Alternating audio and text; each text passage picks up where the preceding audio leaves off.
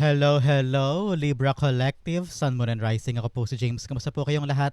And welcome po sa James Tarot PH. Ito po ang inyong detalyado, komprehensibo at hindi beten na weekly reading for September 1 hanggang September 7. So Libra, kunin nyo lang po yung mga karasanit kayo ha and leave the rest. Use your intuition para makuha nyo po yung para sa inyo today. Meron pa po tayong isang tanong, isang sagot portion later. Kung meron kang pangmalakas ng isang tanong, you can ask that at the end of our reading. Sa isip lamang po, huwag mo isulat sa baba. Sekreto lang natin yan. And sasagutin ko po yan sa dulo. So stay tuned for that. Okay po. So Libra, thank you again for all of your donations. Saka po sa mga hindi nag-i-skip ng ads. So kung malaking bagay po yan para sa akin every time na meron po tayong free reading for Libra po dito sa ating channel. So from the bottom of my heart, thank you po for not skipping the ads. So Libra, ano naghihintay sa iyo ngayong buong September 1 to 7? Inhale. And exhale. At the center of your reading, you have the Death card. Beautiful. In the area of what you want, you have the Sun card. Lovely. In the area of what you need, you have the Eight of Pentacles. Beautiful. In the area of what's affecting your current energy, you have the Three of Cups. Wow, napakaganda nito. In the area of your near future, you have the Knight of Pentacles. Wow, beautiful. In the area of your challenge for the week, you have the King of Wands. In the area of your fortune, you have the Three of Pentacles. Beautiful. In the area of your divine messages, you have the Magician card. Beautiful, beautiful, beautiful. At ang outcome mo, ito yon mamaya. Sabay-sabay siya bubuksan at the end of our reading. But first, ano muna lingering energy in your background? You have the Four of Pentacles. It's all about you releasing and letting go yung mga bagay na hindi na, alam mo yun, hindi na angkop para sa iyo ngayong linggong ito. Halimbawa, most especially po this week, this is a week of letting go and having more freedom, embracing something new, no?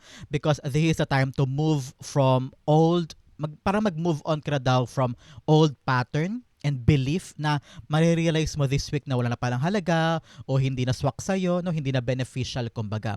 Especially po pagpasok ng full moon lunar eclipse in Pisces this September 7. Ano po, dalawa kasi ang eclipse natin para sa buong September, unang-una lalabas sa September 7, yung full moon lunar eclipse. Sinasabi dito na this is a time for you to surrender to the divine timing and magkaroon ka ng release attachment to those things na talagang wala ng beneficial outcome for you. Halimbawa, yung mga dating pangarap na parang babalik-balik ka, wala pa rin nahihita o wala ka nakukuha, baka it's time for you to really evaluate and let them go.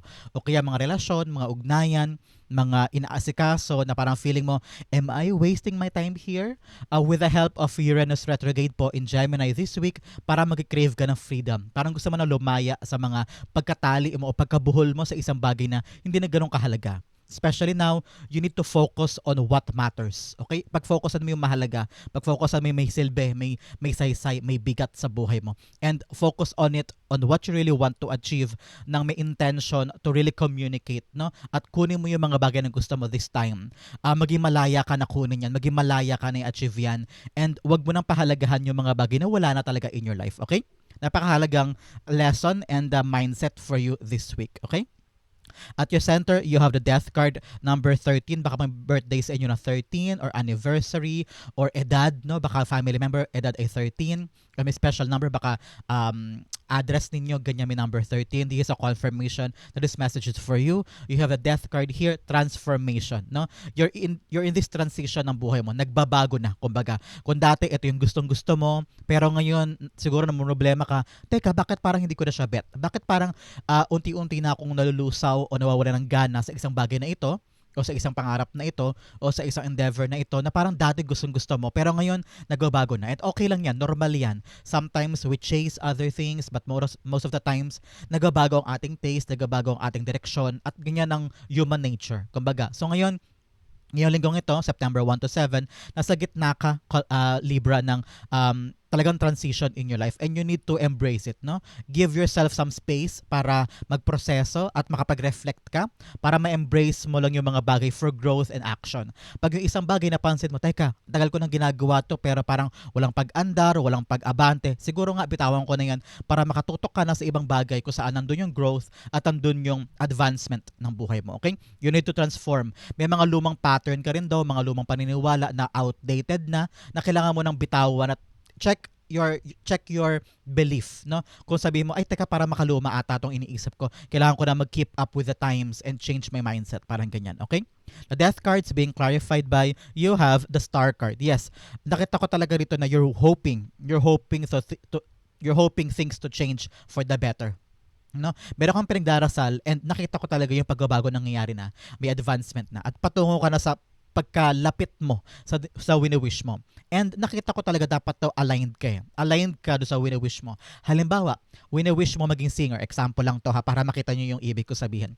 Kung gusto mo maging singer, handa ka bang i-change ang mindset mo sa mga auditions? Handa ka na bang pumunta sa mall para mag-apply o pumunta sa mga networks para mag-audition? Handa ka bang mag-upload lagi ng video mo sa TikTok o sa social media to make sure na maraming makaka-discover sa'yo? You need to transform what you're doing now in order for you to achieve this dream. Ano yung mga kaukulang kaya mong gawin na effort, na pagbabago sa buhay mo para mapalapit ka sa goal na ito? You have to really be intentional this time. Focus on what you really want to achieve. Ayun, nakatingin yung pusa do sa between yung gusto talagang abutin, yun yung pangarap niya. At ano yung kaya mong gawin para abutin yun. Yun ang kailangan mong maging intentional ka this week, okay? In the area of what you want, you have the Sun card. Yes, you want freedom. Most especially po ngayong linggong ito, si planet Uranus is retrograding in Gemini sign. Kaya talaga marami sa ating lahat ang naghahangad ng freedom, spontaneous effort na parang gusto ko nang kumawala sa isang sistema, gusto ko nang kumawala sa isang bagay na napaka-boring na o parang feeling ko dead end na. Ngayon, you want your freedom at gusto mo maging masaya ulit. Nakita ko yan. You want to have fun. Most especially po, ngayong linggong ito, early part of September, marami kang time with friends, with connectivity, with a certain group of people. Gusto mo makipag-gather, gusto mo maging social. Well, very, very social ka naman, Libra. Pero ito yung linggo talaga na parang sabi mo, I want to release the tension. I want to have fun. I want to get out. I want to move. Parang ganyan. So make sure this time around, laksan mo ang loob mo and just enjoy your day or your whole week, okay? Ito yung panahon na para maging bata ka ulit or be surrounded with kids. Baka may mga anak ka o you feel like gusto mo makipaghalubilo sa mga bata just to relax, no? Ito yung moment na yun to feel a kid again and just enjoy your life, okay? The Sun cards being clarified by you have the King of Pentacles. It's all about you. Parang nakita ko talaga ito, enriching your life. It's more like pinapayabong mo yung mga experiences mo and you want to make a valuable efforts. Yung parang gusto mo yung mga ginagawa mo, nag-enjoy ka na and also may nakikita ka pa. Halimbawa, nasa corporate job ka before, sabi mo, time na for me to let go, gusto ko nang baguhin yung buhay ko, sawa na ako, parang colorless na yung buhay ko dito, gusto ko na mag-iba, kaya parang gusto mong lumaya, gusto mong to get out or chase your positive life somewhere else, kung saan doon masaya ka, nakikita ka pa, parang ganyan. You want halimbawa magtayo ng coffee shop at the beach, mga ganyan, o kaya magtayo ng sarili mong tindahan kung saan doon magluluto-luto ka, mga ganyan. So now you're really thinking on your personal growth and personal aspirations na hindi ka lang basta masaya, kumikita ka pa, parang ganyan, okay? In the area of what you need, you have the Eight of Pentacles. Eight of Pentacles is all about you devoting your life, enriching your skills. Halimbawa, sabi ko nga sa inyo, balak mo magtayo ng coffee shop, edi aralin mo yung business of marketing ng coffee shop o kaya maging barista o kaya yung business surrounding coffee business, di ba? So, ngayon parang kailangan mo daw pagtrabahuhan o palinangin yung skills mo sa mga bagay na gusto mong tumbukin. Hindi pwede naman kasi na pupunta tayo doon, gagawin natin to, tutuparin natin yung pangarap natin dito, pero ano ba yung kaukulang knowledge and skill set na meron ka para tumugma doon sa gusto mong puntahan. Dapat syempre may effort din tayo dyan. And you need now to give more of your devotion and passion para dito, para matupad ito, okay? Napakaganda for you. The Eight of Pentacles being clarified by you have the Queen of Pentacles. Mag-asawa lumabas, si King and Queen of Pentacles telling you it's all about you having this partnership.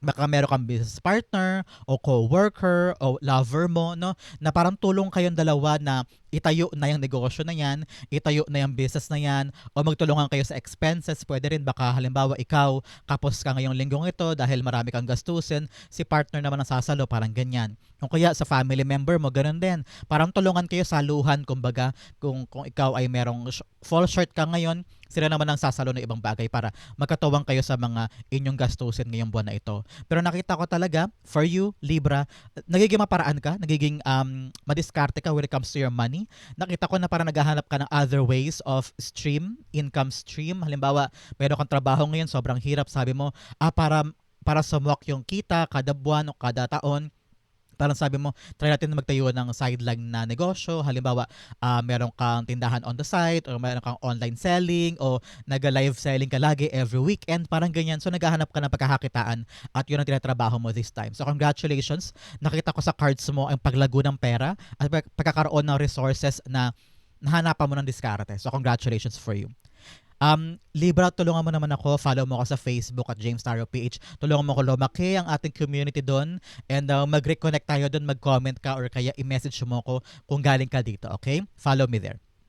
In the area of your what's affecting your current energy, you have the Three of Cups. It's all about you celebrating life. Kasi parang feeling ko, you're nearing the completion of the transformation. Parang madali lang ito. So, umpisa siguro natatakot ka na halimbawa, lumipat na ibang kumpanya, lumipat na ibang lugar, lumipat na ibang industry, o kaya mindset ito, naghihirapan kang baguhin yung mga bagay-bagay. Okay lang yan, nasa transition ka. Sabi ko nga sa inyo, you're in the middle of transition, so you need to give space for yourself para makapag-reflect ka muna, maproseso mo muna, para hindi mo binibigla ang sarili mo. Pero nakita ko na mag-e-enjoy ka sa prosesong ito because people around you are really supporting you and there to guide you and to give you their pom-poms at i-cheer ka sa ginagawa mong ito. Kaya ilaban dire-diretso, the people around you are here. Especially po in the early part of September, ngayong linggong ito, si Mercury po ay nasa Leo sign. So ito ay focus your attention on social network, talagang gathering to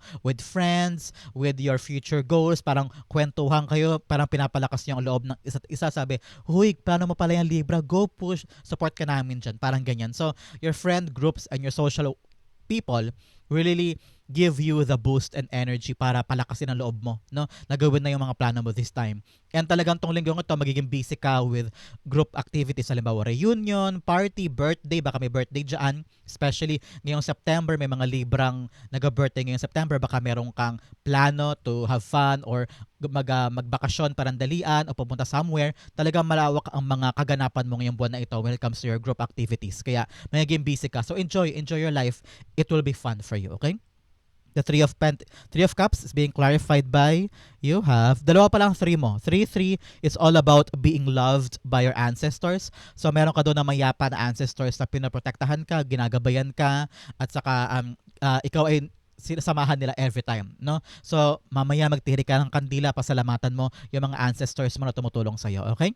Three of Cups is being clarified by the Nine of Pentacles. Yes, it's all about you enjoying yourself with the company of other people.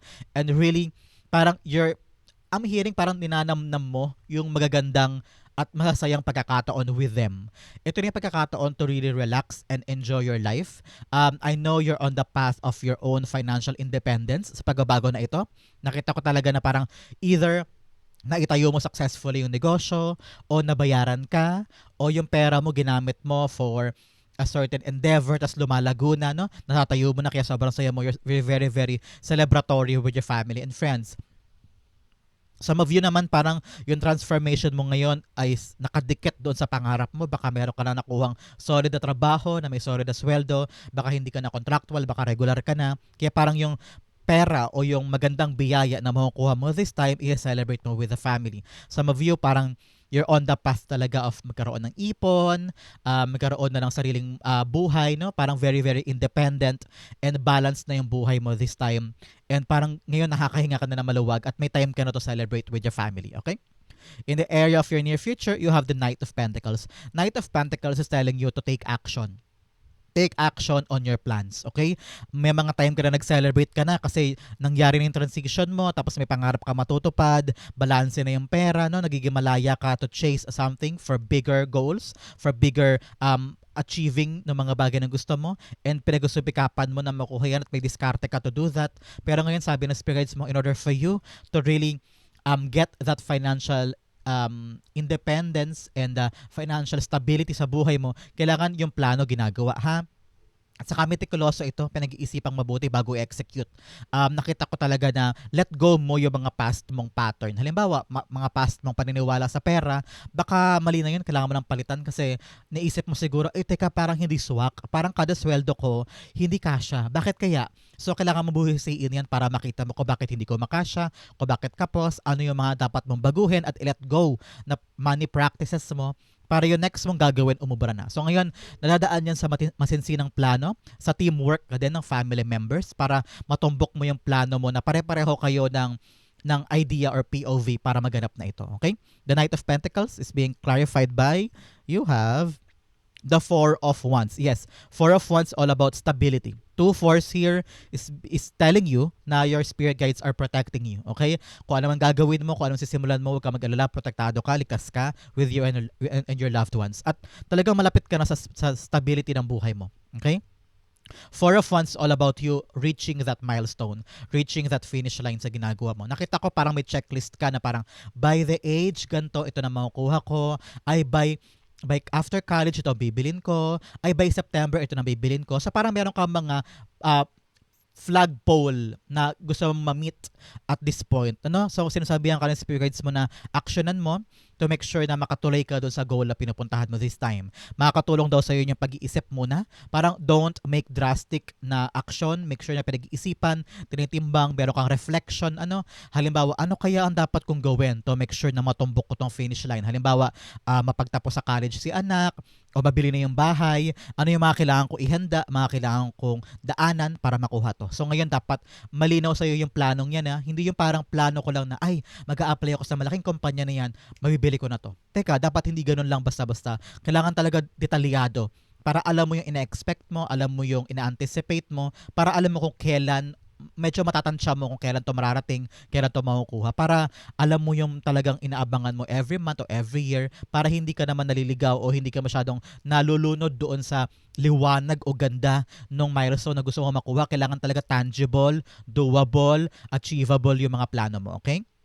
In your challenge for the week, you have taking shelter, the answers are within. Kung medyo naguguluhan ka sa mga bagay-bagay, especially here sa mga transition mo, sa mga pagbabago, ano ba yung mga dapat bitawan? Di ba minsan mahirap yan? Ano ba yung mga dapat ko nang i-let go because it's not serving you anymore or it's not beneficial to you anymore? Medyo mahirap yan. Mahirap yang i-evaluate. Siyempre, kung napamahal na sa'yo yung taong to, yung relasyon na yan, yung trabaho na yan, o pangarap na yan, mahirap yan. Mahirap yang harapin. Pero ngayon, nasa puso mo lang daw yung sagot. Alam mo kung ano yung dapat bitawan at alam mo yung dapat iyakapin. Okay? Another message, you have get the bigger picture. Kung medyo nalilito ka ngayon at naguguluhan ka, sabi ng spirit guides mo, tignan mo ng malawak yung buhay mo. Magagawa mo yan unang-una, ask other people na importante sa'yo. Sabi mo, huy, ito problema ko, bala ko ng bitawan. Tapos tingin mo, ano kaya? So ipagtanong-tanong mo sa mga taong pinagkakatiwalaan mo, saka mo balansehin. Pag binalanse mo, doon mo may kita yung bigger picture. Oo nga no, tama si Pinsan, buti sinabi niya sa akin kasi hindi ko gets nung una, hindi ko na yan nakikita nung una, buti sinabi mo. So para lumalawak ang isip mo, lumalawak ang mata mo tungkol sa kinakaharap mo kasi tinatanong mo sa ibang tao at binabalanse mo kung may dahilan ba, may balance ba, may meron bang worth yung sinasabi niya, mahitimbang mo yan at mas makikita mo yung sitwasyon mo on a bigger and better scale. Okay? In your challenge, you have the King of Wands. Vision, vision, vision. Ano yung mga bagay na nakikita mo sa future mo na gusto mong i-execute? Halimbawa, may plano ka magtayo ng restaurant. Halimbawa lang tapos sabi mo, kaya ko kaya yun? Magagawa ko kaya? So, ang kina-question mo kung kaya mo Pero nakikita mo, 'di ba? So ibig sabihin, may ability ka to do that kasi hindi naman papasok sa isip mo 'yan nang wala lang, kung hindi mo kaya, 'di ba? So parang ngayon, ano yung kaukulan mong steps in order for you to achieve that goal? O halimbawa, balak kong tayo ng karenderya, hindi naman papasok sa isip mo 'yan kung hindi ka mahilig magluto, 'di ba? So alam mong kaya mo. Pero ano yung mga katapangan na kaya mong i-harness sa puso mo at sa isip mo para ituloy yung pangarap na yan. King of Wands is like the CEO. CEO siya ng isang kumpanya na from the top, siya yung inaasahan ng lahat, pero yung napakagaling ng isip niya para maging leader at pamahalaan ng lahat at siya yung magiging direksyon. Siya yung magiging flagpole, kumbaga, ng buong grupo. At parang ganun ka rin. Ano yung direksyon na gusto mong tahakin with your life or with your goal? Dapat yan, plansyado mo at malakas ang loob mo na itulay. And you have this kumpiyansa sa sarili na ipagalaban yung desisyon mo. Because some of us, Maraming pangarap, maraming gustong gawin, pero ano yung kaya mong gawin para tuparin yan? Malakas ba ang loob mo? Matibay ba ang loob mo? Meron ka bang paninindigan para gawin yan? Yun yung mga kailangan mong isipin this time, okay? Bilang challenge mo. The King of Wands being clarified by you have the Temperance card. Okay, this is all about divine timing, okay? Pinapaalalahanan ka, Libra, this week meron tayong full moon in lunar eclipse, okay? So talaga namang matindi ang mga eclipses sa buhay natin. Lahat tayo apektado kahit iba't ibang sign. Ito to yung sinasabihan ka ng spirit guides mo na this week, surrender to the divine timing. May mga pangarap kang gusto gawin, may mga gusto kong aksyonan, pero dahil dadaan tayo sa eclipse ngayong linggong ito, maaari makaramdam ka ng mga bagay na, kaya ko pa ba yan, gusto ko pa ba yan? Medyo iba-iba. At medyo, parang medyo mixed up yung mga plano mo. Parang halo-halo, gulo-gulo, dahil po yan sa Uranus retrograde naman on Gemini. No? So parang ito yung mga bagay na pwede mong sisihin kapag halimbawa yung plano hindi natupad o medyo masyadong magulo. Sabi mo, ay, kasi retrograde si planet Uranus ngayon. Kapag halimbawa nahihirapan ka mag-let go o meron ka pang attachment sa isang bagay na alam mong hindi mo na dapat gawin pa. Sabi mo, ay, eclipse kasi ngayon, pagpasensyahan mo na ako. Parang ganyan. So, may excuse ka. With your challenge this week, sabi magkaroon ka doon ng mahabang pasensya, no? Kasi may mga plano ka na medyo magulo at saka halo-halo, no? Kaya yung mga vision mo, dapat nakatutok ka pa rin diyan. Your eyes on the prize, okay? Dapat hindi ka nalilingat, yung mata mo na sa target pa rin. Pero huwag ka mawawala ng pag-asa kapag medyo may abala o may problema. Magkaroon ka lang ng mahabang pasensya at ituloy mo pa rin yan. Okay? Napakaganda for you. And believe in the divine timing. Okay? Hindi porket gusto mo, nandiyan na agad. Maniwala ka na ibibigay sa iyo sa tamang oras. Kaya manalig ka sa Diyos, surrender mo sa Kanya, and believe in God's timing. Okay? In your fortune, unang-una, bigyan kita ng cards. You have a forgotten spell will bring unexpected joy. Meron ka daw winish before. Meron ka daw minanifest dati na nakalimutan mo na. Ngayon, bigla-bigla lalabas. Para, dati dinasal ko lang magkaroon ng bagong cellphone. Ayun, bigla meron. O kaya dati winish mo na magkaroon na halimbawa ng Starbucks sa area nyo, biglang nagkaroon. So parang mahugurat ka, ay, winish ko lang yan dati, biglang nagkaroon sa buhay mo. So congrats sa'yo, Libra. Another message, you have a powerful transformation. Yes, a powerful transformation is in the store, is in store for you. Embrace it. Yes, may mga transformation na pagbabago sa buhay mo, palapit sa pangarap mo. Kaya kumapit ka. Napakaganda nito. Another message, you have a powerful transformation is underway. 2 beses ka sinabihan na may powerful transformation ngayong linggong ito. Wow. This is indeed a huge message para sa iyo mula sa iyong spirit guides, kaya pakinggan mo. Trust the process. Magtiwala ka lang sa proseso. Sabi ko nga sa iyo, isurrender mo na kay God. Gawin mo lang yung mga kaya mo at hayaan mo na siyang gumawa ng mga paggalaw o pagproseso ng mga bagay-bagay. Just do your best. Especially here, in the area of fortune, you have the Three of Pentacles. Three of Pentacles is all about you collaborating. Okay? Sabi ko nga sa inyo, early this September, ngayong linggong ito, si Sun and Mercury ay nasa Leo sign. So, inaasahan ka na mag-focus ka ng attention mo sa mga group effort, group activity, mga collaboration, cooperation, para matapos na mabilis yung mga ginagawa mo. You cannot do this on your own. No? So, kailangan talaga mag-transform din ang isip mo na, ay, hindi ko pala kaya mag-isa, kailangan ko pala kayo. Parang ganyan. So, make sure na magiging team player ka or team leader here with the King of Wands at magkaroon ka ng bukas na isip at bukas na puso to collaborate and cooperate with other people. Narinig ko, mas mabilis matapos ang ginagawa mo kung marami kayo. Okay? The Three of Pentacles being clarified by you have the High Priestess. Huwag mo daw isipin na hindi mo kaya. Huwag mo daw isipin na wala ka mako-contribute o wala ka mabibigay bilang member ng grupo na yan o sa ginagawa ninyo. Alam mo, panindigan mo yung ginagawa mo at maniwala ka sa sarili mo. Nakita ko meron kang idea, parang gusto mo mag-suggest ng plano, gusto mo magdagdag ng idea o magtaas ng kamay, sabi mo, ito yung nafe-feel ko sa ginagawa natin, ito yung suggestion ko. Huwag ka matakot ha, sabihin mo yan. Just be open and believe in yourself. Pag meron kang intuition na parang kailangan ko to sabihin mo. Because the right people will listen, the right people will appreciate your effort na may pakialam ka sa ginagawa ninyo at gusto mo makabuti, no? Para sa katapusan ng mga ginagawa na yan. Kaya go push, believe in yourself at pakinggan mo intuition mo, hindi ka yan ililigaw, okay? In the area for divine messages, you have a time for healing. Panahon na daw para maghilom ka. Baka merong mapanakit in the past o mahirap in the past na parang ngayon unti-unti ka nang unti-unti mo nare-recognize na kailangan ko ng bitawan, kailangan ko na mag-let go, kailangan ko ng bigyan ng tuldok, makinig ka. Panahon na to para maghilom ka, okay?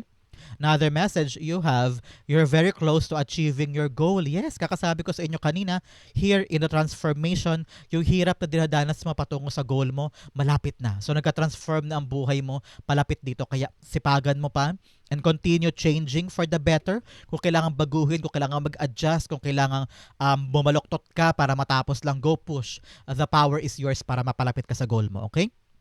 In your divine messages, yes, malapit ka na talaga kasi nasa magician card ka, no? Everything is possible. Pag nandito sa magician card, your spirit guides are telling you a manifestation is coming. Okay? Ngayon ang pagkakataon na just surrender to God and let loose, no? Pagkatiwalaan mo yung divine timing, gawin mo lang yung ginagawa mo and release perfection. Kung ano lang yung kaya, yun kaya. May tools ka naman, may skills ka naman, you can change whatever you want, and very, very expert ka na. Nakita ko na parang this is not your first time doing it, no? Kaya parang nakita ko gamay na gamay mo, alam mo yung gagawin, makakaya mo, okay? Huwag mo isipin na hindi mo kaya, huwag mo isipin na mahina ka. You can manifest whatever you want this time. Kaya kailangan, at importante sa inyo, isipin mo mabuti kung anong gusto mo, ha? Focus on what you truly want. Kasi mahirap pag-manifest ng mga bagay na may realize mo, ay hindi ko pala yan gusto. Paano ko ibigay? No? So sayang yung manifestation power. So make sure i-manifest mo lang yung talagang gusto mo. Kaya time talaga to for deep reflection. Magkaroon ka ng retrospect and also deep thinking. Pag-isipang mabuti kung ano ba talaga yung gusto mo at kung ano yung ayaw. Okay? The magician cards being clarified by you have the Two of Cups. Two of Cups really about you parang having this parang swak na ugnayan, swak na intindihan, contracts, or kung meron ka mang agreement or negotiation or interview o parang application, no, na kailangan mo na approval ng ibang tao. Yes, makukuha mo yan. Kung ito ay love life, meron kang mga taong parang kamatch this time, nakita ko talaga makukuha mo na yan. Or kontrata, no, may advancement sa iyong trabaho, makukuha mo na yung matamis na, oh, if you're selling a property, if you're buying a property, if you're selling quotas, no, parang services, makukuha mo na yan with a client and possible siya this time. So congratulations, okay? Ang outcome mo ito, but first bigyan mo muna kita ng fortune cards. Unang-una, you have dolphin, financial gain, usually coming from something you did in the past. Yes, meron ka daw perang makukuha ngayon nanggaling sa past endeavor mo. Congratulations. Another message, you have June. Importante po ba sa inyo ang buwan ng June o kaya special birthday or holiday or anniversary? This is a confirmation that this message is for you. Kung hindi naman po, meron kayong milestone by June. Okay? Another message you have, V for victory in some endeavor. Congratulations. May tagumpay talaga. Nakita ko dito, may group project or group effort na matapos na, makukompleto na, at makakalarga na kayo, and nakita ko na yung group effort mapapansin. Okay? And believe in yourself, matapos yan.